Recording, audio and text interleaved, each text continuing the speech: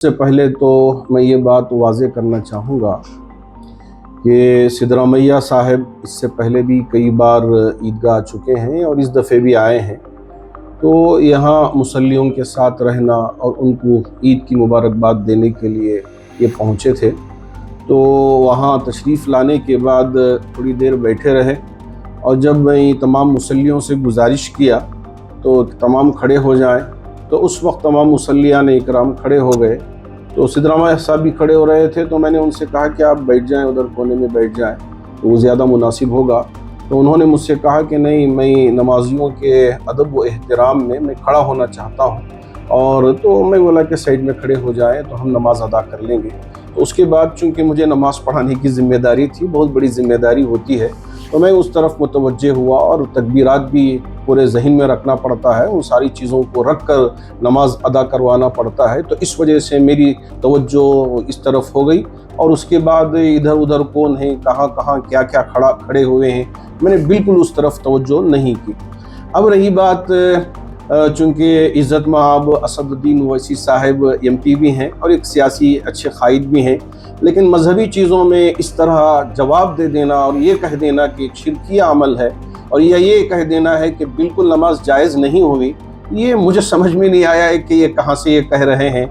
जबकि बाकायदा मैं हज़रात उलमा से, जो मुफ्तियान इकराम हैं, दारुल इफ्ता से जो मुतालिकीन हैं, उन उलमा से इस सिलसिले में मैंने गुफ्तगू की और पूछा और मैंने भी मुकम्मल तौर पर इस सिलसिले में मालूमात हासिल की। तो मुझे पता चला कि नमाजियों की नमाज में किसी तरह का कोई खलल वाक़ नहीं हुआ, उनकी नमाज जायज़ हो गई। अब रही बात, क्या ये शिरकी अमल है? नऊज़ुबिल्लाहि मिन ज़ालिक, ये कहाँ से शिरकी अमल हो सकता है? तो इसको इस तरह ये ठोस के और शिरकिया अमल करके प्रोपेगेंडा करना मेरी राय में मुनासिब नहीं। हाँ, अगर इस तरह की कोई बात, चूँकि ईद की नमाज में अगर इमाम से चूक हो जाए, उस वक्त भी उसके लिए सजदे सहू न करने के लिए लिखा गया है, क्योंकि बड़ा मजमा रहता है, अफरा तफरी का माहौल होता है।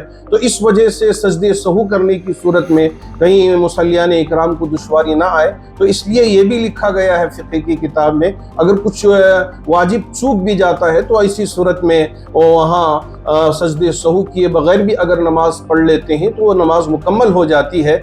और ऐसे ही अब यहाँ अगर कोई चीज़ पेश भी आ जाती है तो अगर वो बता देते तो आइंदा ज़रूर एहतियात करेंगे।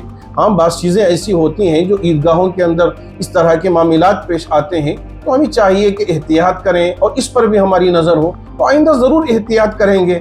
और शिरकी अमल हो गया है, बिल्कुल इस्लाम से खारिज, इस तरह सोच रखना और इस तरह की सोच पैदा करना, ये यूँ समझ में आता है कि इसको एक सियासी मसला बनाना चाहते हैं या सियासी मसले के लिए इस्तेमाल करना चाहते हैं। मैं अदब के साथ हमारे असदुद्दीन ओवैसी साहब से भी गुजारिश करूँगा और जितने भी अहबाब इस तरह के वीडियोज़ बना रहे हैं उन सब से गुजारिश करना चाहूँगा कि ये अमल हो गया है, अब इस पर ज़्यादा बहस ना करें, इंशाअल्लाह ज़रूर एहतियात किया जाएगा और जो भी किया जा सकता है ज़रूर इंशाअल्लाह उस पर तवज्जो दी जाएगी। ऐसा नहीं है कि मिसाल के तौर पर देखिए, अगर कोई चेहरा करके नमाज के लिए खड़ा हो जाता है तो ये मकरूह है, बाकायदा फ़िक़्ह में लिखा गया है, लेकिन नमाज पढ़ने वालों की नमाज होगी नहीं होगी, मुकम्मल तौर पे लिखा गया है। 1 से 2-3 फतावे में मैंने देखा है कि उनकी नमाज हो जाएगी।